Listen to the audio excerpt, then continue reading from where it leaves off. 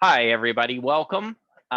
We are here to talk about the Cyber Maryland competition. I'm going to go ahead and share my screen. Professor Galliano, can you see my screen? Yes, I can, Professor Barcelona. Okay. If you have any questions, post them in the chat, and Professor Galliano will relay them to me. Professor Galliano, as people come in, let's go ahead and remind them to rename themselves so we know what schools attended and didn't, etc., in case their coaches ask or etc. So anyway, I'd like to thank everybody for attending. I actually think that this is really going to be helpful if you did attend, because I'm basically going to give you some very good strategies moving forward for your future competitions, and I hope you find that helpful. Any questions yet, Professor Galliano, or may I start with category one? Please go ahead and start. Okay. So anyway, the first category, well, I got to be careful here. I got to log in as I got to log in as someone else, because if I log in as this particular person, that person actually has access to all the answers. So you know what? I can show you the answers. It's not a big deal at this point.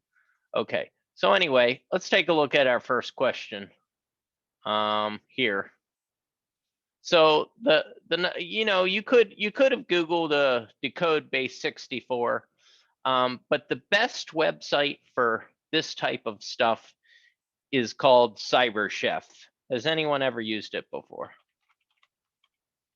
You can just raise your hand there. And actually, what's cool about CyberChef, if you ever get one of those competitions that you can't use the internet, you can actually download the package, see, and install it locally on a system that doesn't have internet access. So it's a really good tool. I like it. Here's where you would put your input.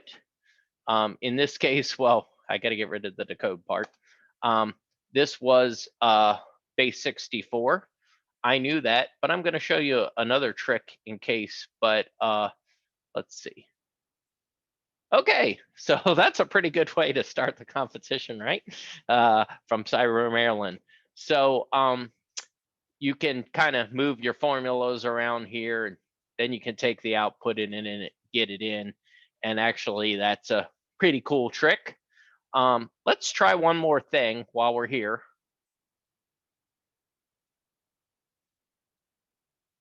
I'm going to try the magic. See if I can, oh, there it is. Aha!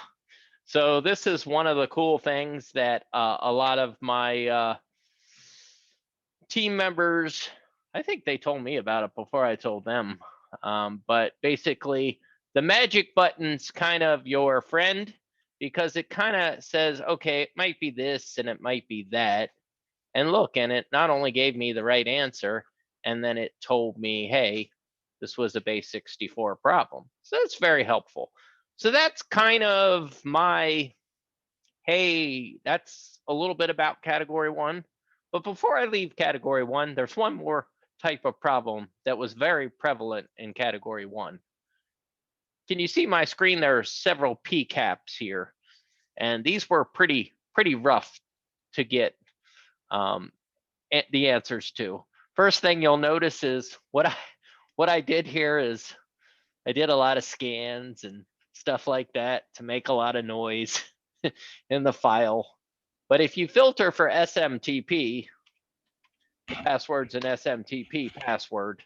I mean, yeah, you're going to have to look around. That's not something you would know right away, but you're going to have to see it's in it. Remember, it's an encoding encryption, and these are all base 64 logins. The unfortunate part is, well, I went to a different screen, but I'll bring it back. Yeah, going through all that could take you hours and hours, and right, and all of you only had a limited time. So, you know, there was 2.5 hours and that was it.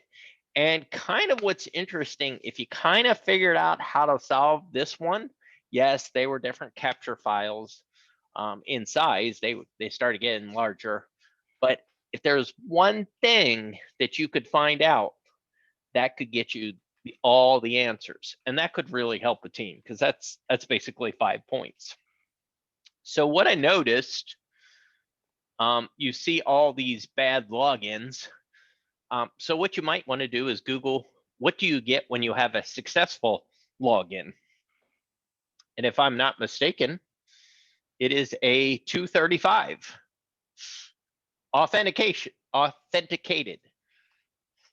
So if I search for that, there is the 235 authenticated. Now I'm going to right click and follow TCP stream. That'll actually get you the answers for all. So that means somewhere within this long stream of data, there is the actual authentication. And how I can find it is just in that find button right there, hit 235. And that right there should actually be the password. So we will go back to our friend, right? Our friend Cyber Chef.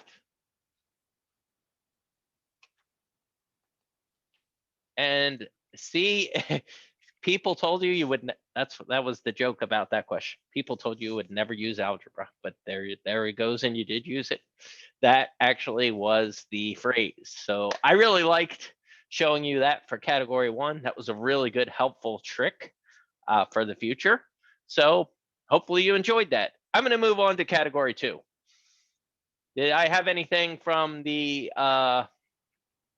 audience so far, Professor? Nothing so far. Okay, well, you'll like how I show you category 2. So category 2 is just file analysis. So we're not going to waste our time looking in Try Hack Me, because we could have just actually looked at the Google Drive. And I see this question file1.file. There's lots of different ways to get the answer. I'll talk about some strategies while I still have time on the clock. First thing I'm going to do is I'm going to get the hash. Then I'm going to use my friend Google and paste that hash in there. Okay, so I have the answer. It is cmd.exe. That is one way to get it. Okay, no, it was not malware. It was a legitimate cmd.exe file that I copied out of the Windows operating system. I named it file. Now, John and I both are big fans of Notepad++. You could open it with that. It's not going to help you a lot. But if you do look in there, you'll see stuff like command.com and stuff like that. There's a really good website out there that I like to use for some of this stuff. It doesn't work for everything, but VirusTotal. No, we want to go. And that one can be helpful sometimes. Hold on 1 second here. And let's see. Yeah, I know I have to put this back on the screen. I'm just making sure that desktop, Cyber Maryland shortcut, category 2, files, blah, blah, blah. Okay, here we go. Sorry. So I was just uploading it. Doesn't detect anything. You know, if I get the details, there's the hash. It says it's a Win32 executable. The other thing that you could do there, it does say what it is. The other thing you could do, this gets a little bit more dangerous, but you could definitely just put it on a Windows XP or a Windows 7 system that you have and try to run it and see what happens. You want to use a VM that's in host-only mode. So here's something. What I mean by host-only mode, you want to basically make sure the virtual machine is not communicating with the internet. You can put it in there, run it at the command line. It's not going to mess up your virtual machine. So that's a little bit of how to do file analysis. There were some other ones at the end that were a little trickier. We can take a look at one of those. Some of these categories we can spend on. So these, for example, it said a .jpeg, but if you right click and go to, once again, our favorite free tool, Notepad++, you'll look at that file signature header. There is actually a website out there, Gary Kessler, Kess, as some people call him, file signature. Hold on, my name. And he has a whole list of different extensions for that. So there was a misnamed. Also, Professor Galliano will be the first one to tell you you can use the file command in Linux, and that will sometimes. So there are ways to do it. Hashing's probably going to be the quickest for that. Okay, so Forenza, any questions so far, Professor Galliano, or may I go on to category 3? Yeah, there are 2 questions. Okay. The first one is, can we try the questions again on our spare time? Absolutely. The second is, what was question 4.file? 4.file. Okay, hold on. We can look at that. Excellent question. So this was category 2, or are we talking about category 2? I mean, not just the answer, but how to get to that. That was just so 3 and 4 were just Linux files that and I actually had somebody verify it that was working with me. They were just Linux files that had no extension. One was bash, one was tcsh. So basically, I just took those right off the Linux operating system and just renamed them file 4.file and file 3.file, and that's all they were. So again, that's a little tougher because, right, there might be a slightly different version of bash in Ubuntu versus Debian versus whatever, 10 million distributions of Linux. But yeah, it was just tcsh. Now, it would be interesting for you to do and upload that to VirusTotal. I don't know if you uploaded anything to VirusTotal, but I'd be interested to see. Also, did you try while you're there, did you try the hash approach, to hash it, just to do the hash? Yes, I Googled the hash, MD5, SHA-1, and got nothing.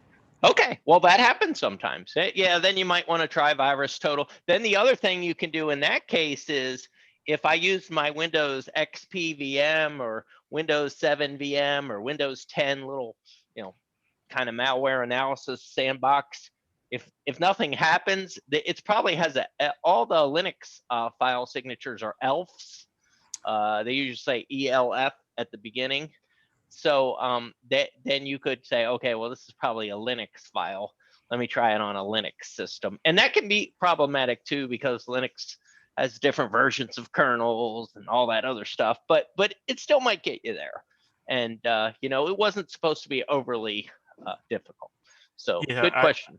I mean, I made the permissions, 777, tried executing, and I don't remember what the output was, but I still couldn't get it. Yeah, and again, that can also be because you're using a 32-bit versus a 64-bit. The kernel version is incompatible, so that there can be all that as well. So Linux can provide many more challenges than Windows, which pretty much any Windows file is going to run on most of the Windows systems. Professor Galliano, there was one other additional question. Nope, you got them both. Okay, excellent. All right, so next, this one is you're the lucky part of the group, because you are going to get to get the super cool way that I do all this. It's kind of cheating. Somebody taught me about this tool. The tool that I use, I'm showing up on the screen. It's called WRR. Now, that's not going to work for every forensics thing out there, but it works out really nice for registry files. It's loading now. So it basically has this little thing here, and you can kind of look at the different categories, and there you go. So, your registry reader may not have been as nice as this one. This one parses out the data completely beautifully, and it really allows you to find what you need. I really liked it. It had accounts, it has logins, it depends on the key. Now you do need to have the right key that you're looking at. There were different registry hives, tell you things like install date, all that other stuff. Here's the install date, service pack level, et cetera, et cetera.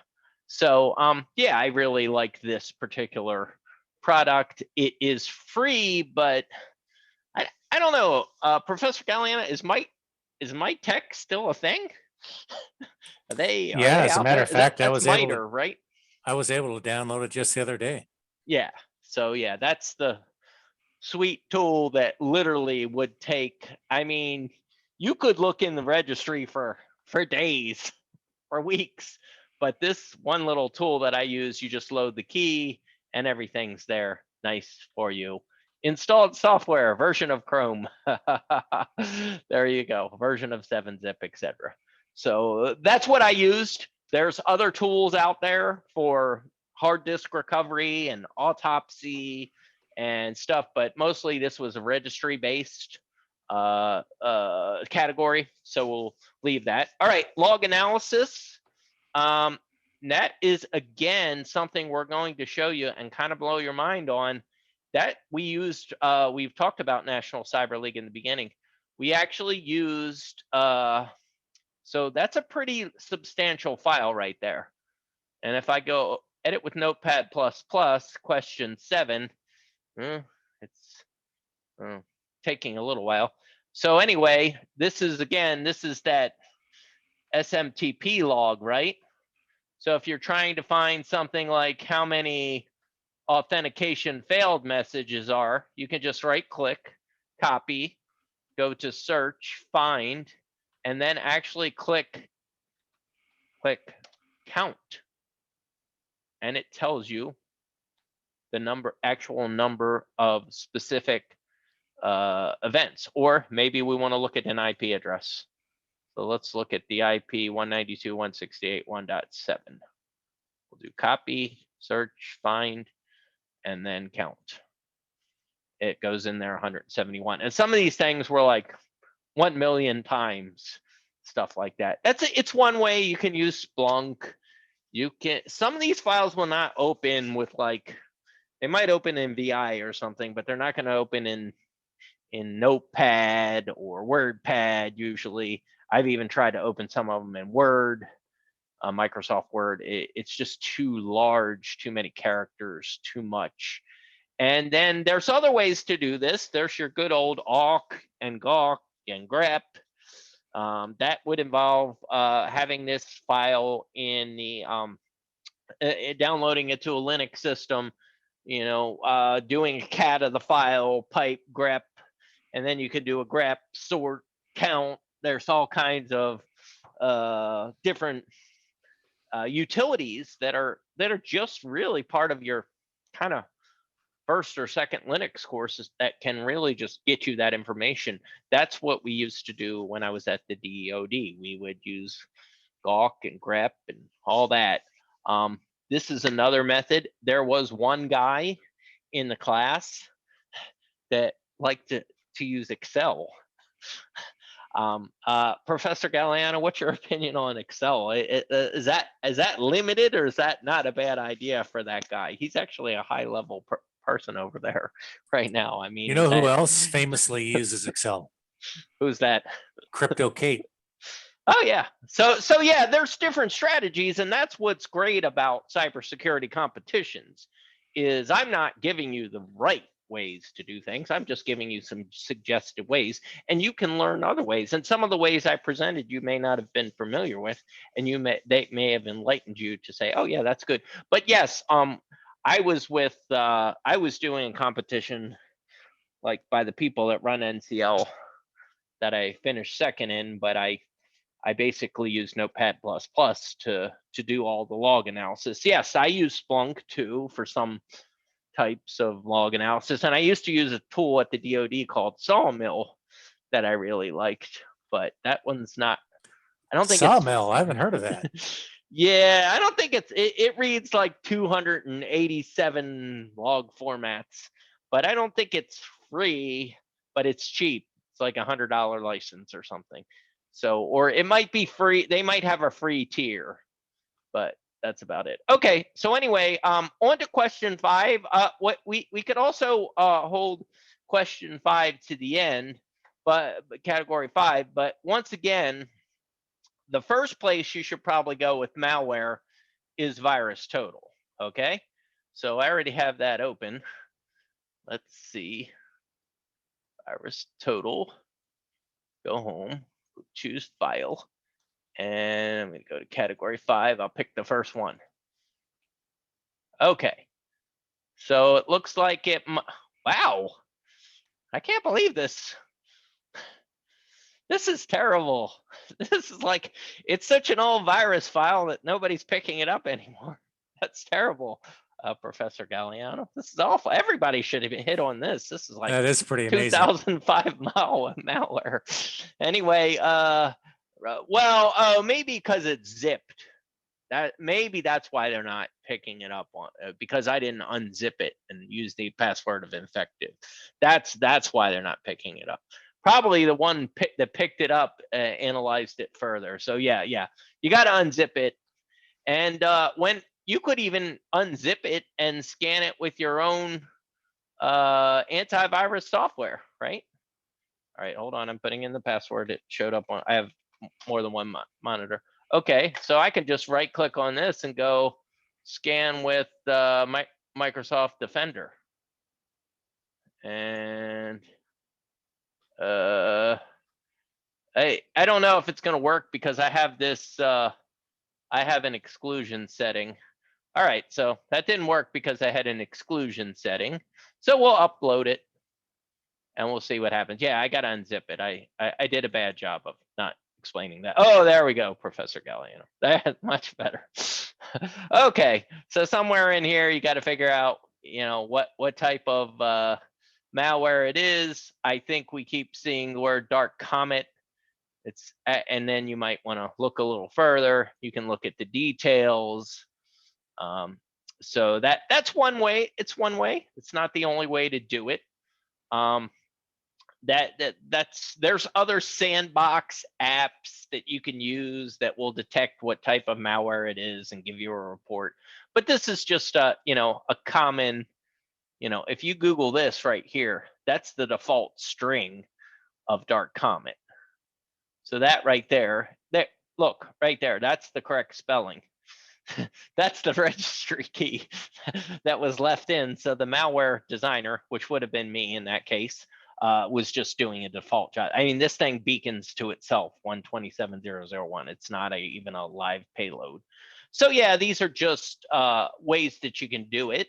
Now, another thing that I told some of the other people who asked is you can also do things like get yourself an XP or a Windows 7 or a Windows 10 machine and host only mode and run it. And then after you run it, you can use something called auto runs. And the auto runs tool will actually show you. Here, I can show you. I have enough time here. Let's see if we got this. Okay. The auto runs tool will actually show you where the registry key it put in and stuff like that. So there's ways to do that. The other thing you can do is run Wireshark when you execute the file, and it will initially try to beacon to an IP and a port, and that answered like most of the questions. Getting like the spawned file and stuff, that's a little bit more difficult, but that's, again, there's another a good sysinternals tool that you can use to do that. And the tool that I use is called Process Explorer. I have all those tools on my server. It might take a minute to boot up, but I can show you. So Professor Galliano, while Windows Server, which is never quick, takes a minute to boot, especially after it's been hacked. Any questions from the audience? Additional questions about the first 5 categories? Nothing further. Okay, awesome. All right, well, this is coming up now, and I will take a second to show auto runs. If I'm not mistaken, I actually put malware on this one, and then I pulled the registry, and then I asked a question about it in the forensics category.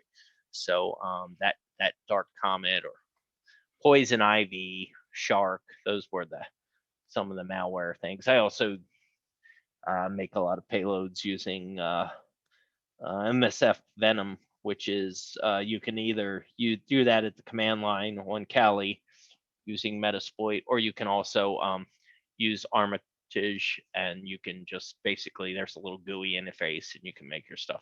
All right, so while that boots up, let me look at the next category, category 6.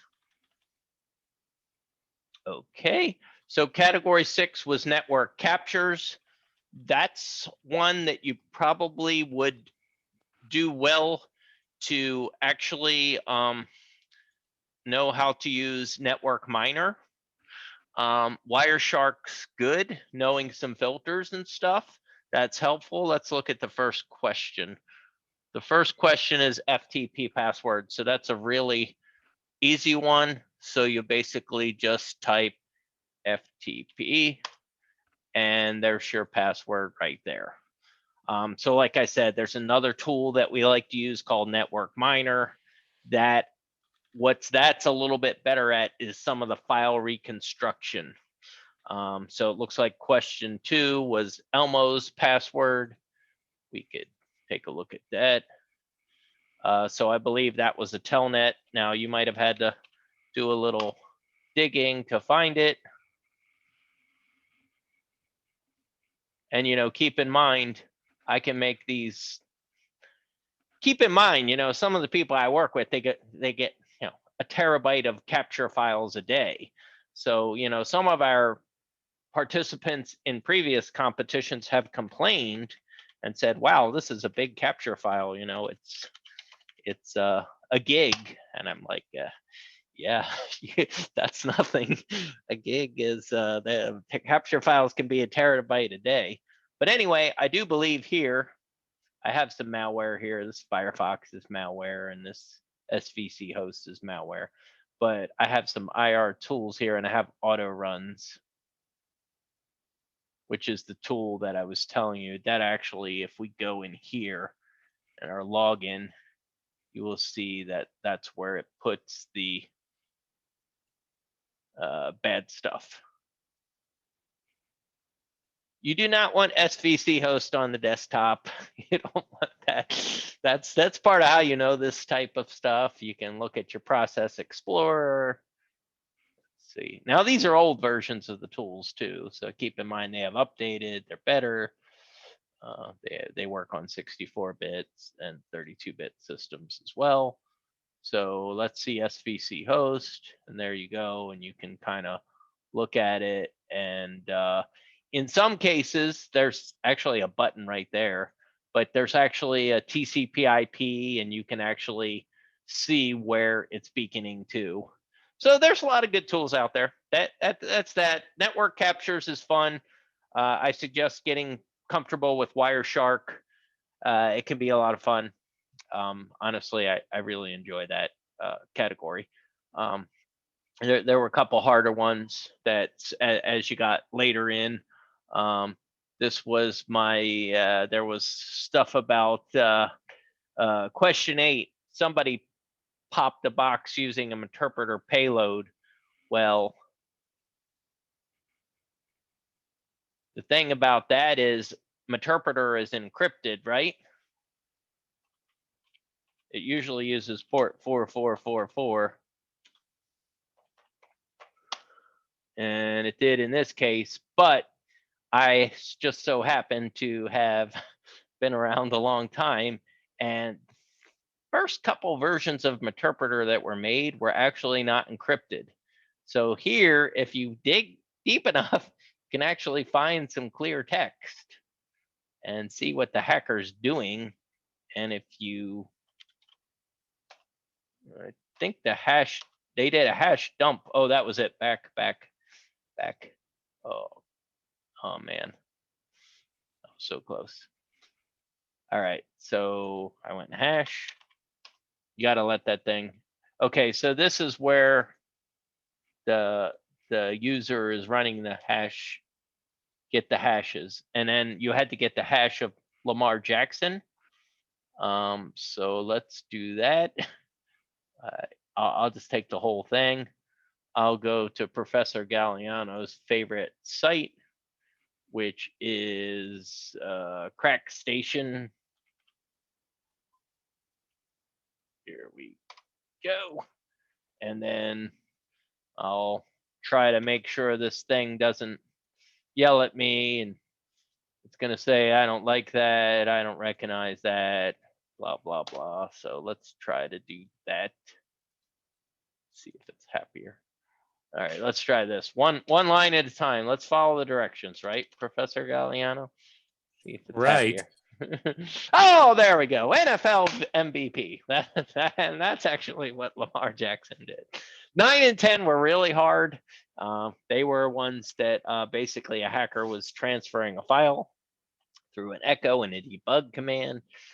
Those are some old school hacker things. So that's that. I'm going to go on to category. Actually, I'm going to skip category 7 because they were so easy. By the time we got to that, what the thing with category 7 is they were so easy that we actually, we were burnt out by the time we got to category 7. So none of them were really hard. I will tell you the one tough question. The only way it asked something about a CNN article in whatever 2001 or something. That the only way to get a lot of these answers is use archive.org. Archive.org is something that is very helpful to get some old information. Now, a typical CTF will have stuff that's on Facebook or LinkedIn, and then it says go to my Twitter page, and then on your Twitter page, go to my LinkedIn, and then go check out this person and send this person an email, and then you have to go in and set up email to automatically reply. We didn't want to go all that. We only had 2.5 hours, right? I don't want somebody spending 2 hours going to Facebook and Twitter and LinkedIn for a question. So most of it was just, hey, Google, see what you could do. Now in category 8, password hashing, that was one that did not have any files. You will actually get to see answers here. But like, once again, I'm not really going to do anything different than I just did a second ago for you when I'll show my screen in a second here. But there is a Cisco type 7 password crack. You just go here, you did it there, click reverse. Oh, I put in a space. You got to have a good input to get a good output. And there you go. So there's Cisco password cracking tools. There's crackstation.net. We already looked at Crackstation. But we'll look at it again for you. Let me find another problem. Okay, so this one is for Creeper. Oh, that's actually not a Windows password. That one might be a little tougher. But we can see what happens. This actually, I was taught by someone, that actually means that there's salting, that $sign. You think of that, it looks like an S, think of salting. What salting means is you can't use a rainbow table.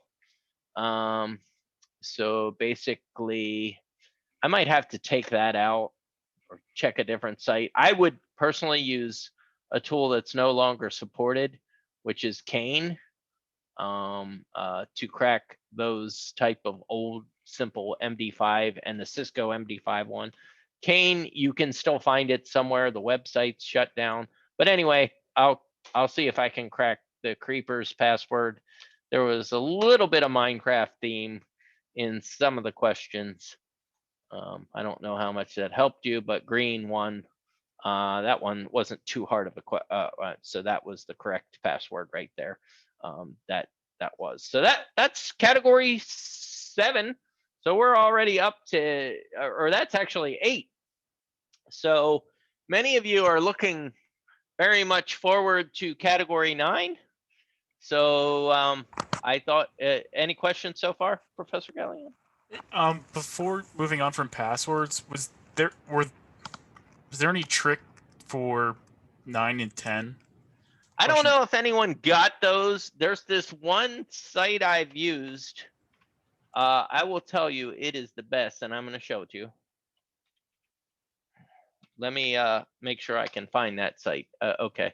So this is the site that I use. Now, I can't really show you this site as far as a live thing, but this site has been the best password cracking site that I've ever seen.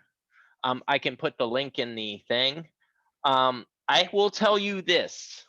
I myself, like Professor Galliano, have also, and this site does have that stupid traffic signal thing that you have to go through. Now, it didn't originally, but this site, I've looked for password hashes here on a weekend long competition, and they weren't there on Monday, but they were there. I mean, they weren't there on Friday night, but they were there by Sunday. So first things first, I made a statement that I would paste that in the chat. So let me do that. It's in there now. Okay, thank you. Now I will try it. I'm not going to promise that those were a little hard, but once again, they did have to do with Minecraft. I will try to put the hash in there. Let's see. I think you have to go down here. Oh, you know, this site has a little bit of it's a little untrusting by me right now.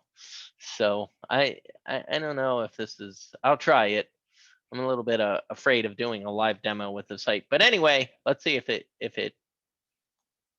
gets it.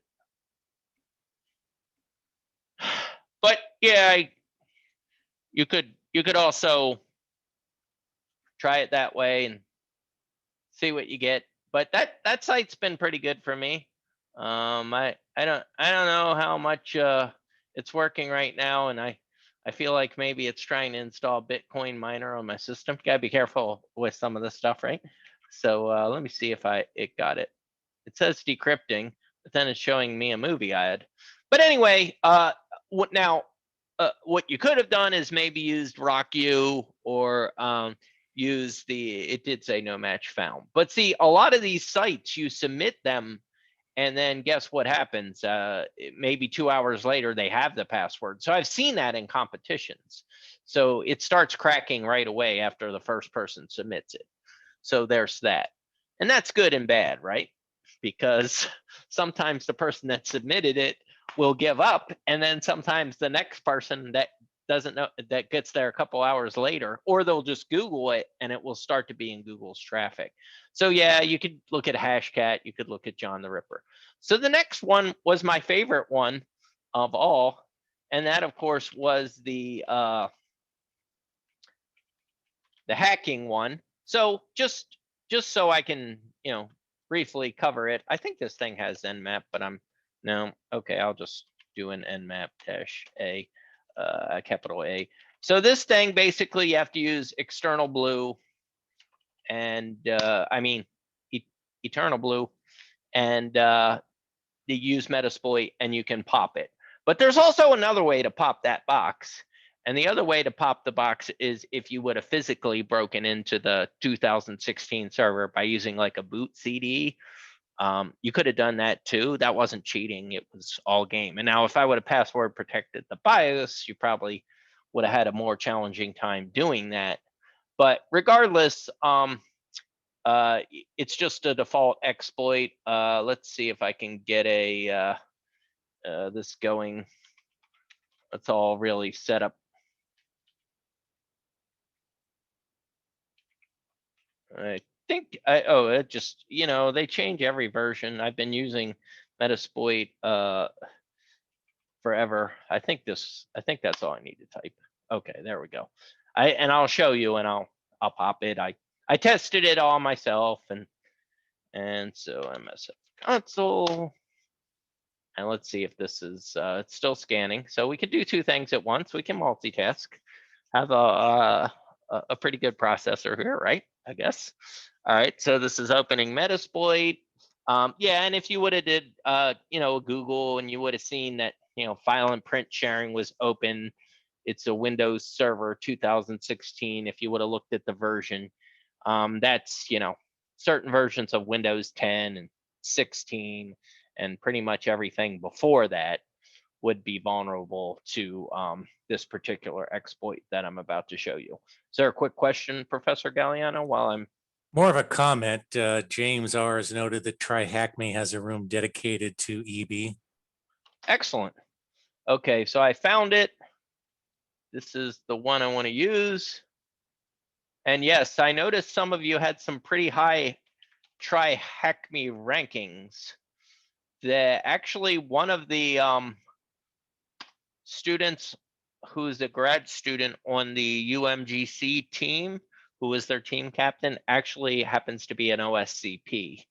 So for him, this was kind of, you know, this would be what would that be, like a warm-up exercise, Professor Galliano? Is that one way to say it? Something like this, they wouldn't get anything like this on OSCP. Normally they'd get some harder stuff. All right. And then you'd have to, you would have to set it. So we did get a question from some of the teams about, hey, how do I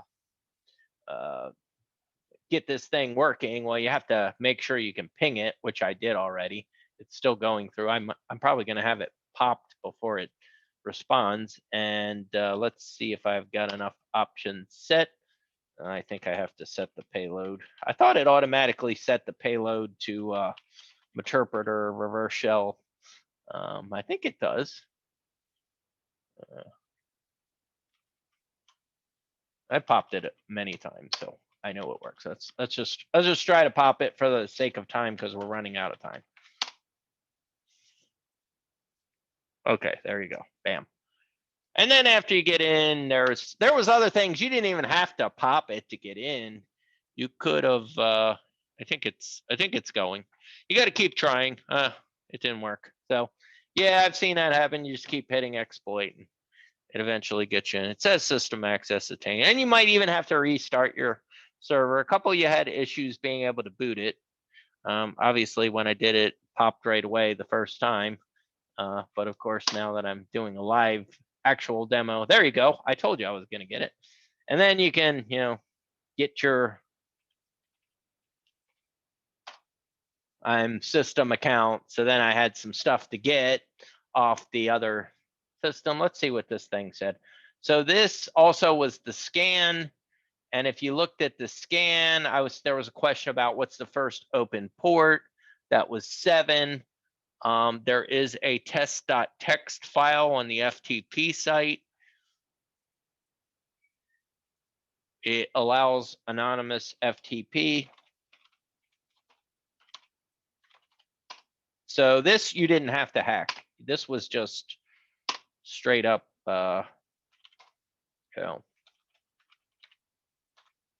this was just knowing your networking. And was the flag for that one. And then, like I said, once I popped the box, there were some users on there. And the users, anybody who didn't get this, figure out what the theme is here. There's Dave, Simon, and Theodore. That ring a bell to anyone? That is, Chipmunks? yes, it is. Yeah. And if you look at Dave, and they're all members of the Seville group, which is their last name. So that was another flag. And then there's something about stealing something. Let me see if I can find what you were supposed to find. Oh, there's a flag in the share folder, so I can try to find that.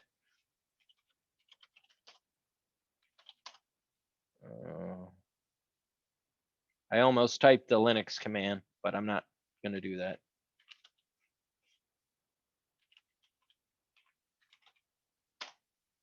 There was the flag. I would type that in or whatever. And then for the last category, your favorite, this one was supposed to be challenging.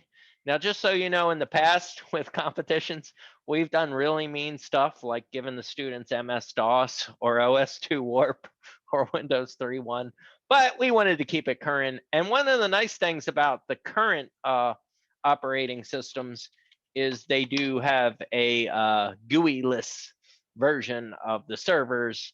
They first had server core, and then they started making these GUI-less versions. So basically the idea was just to get everyone to practice not using the GUI. And really, honestly, that would probably be Professor Galliano would say that'd be a really good lesson for all people to have anyway. There is one other thing that you could do that's kind of cool. And since you all bothered to show up tonight, there's two answers right there: the IP address, there's the server name, there's the well, it's up there too. There's the DNS address.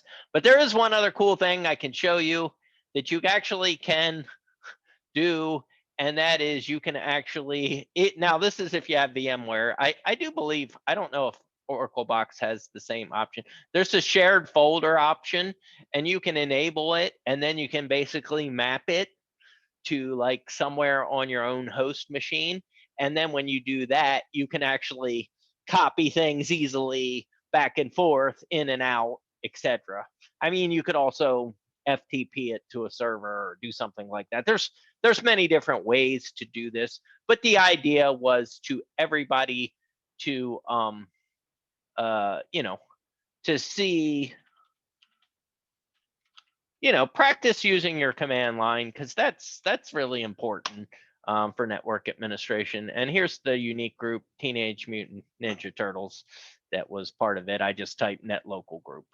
So anyway, we really only have a few minutes left. I really think I gave a good overview of the questions and types of challenges. So I'm going to stop the share and see if there are any final questions. Professor Galliano, do you have anything in the chat before I just open it up? There is nothing in the chat for questions. James R. did note that VirtualBox does have the notion of shared folders. Okay, cool. All right, yeah, I will definitely I will publish the video and I'm going to stop the sharing now. And then actually one of the nice things that about our system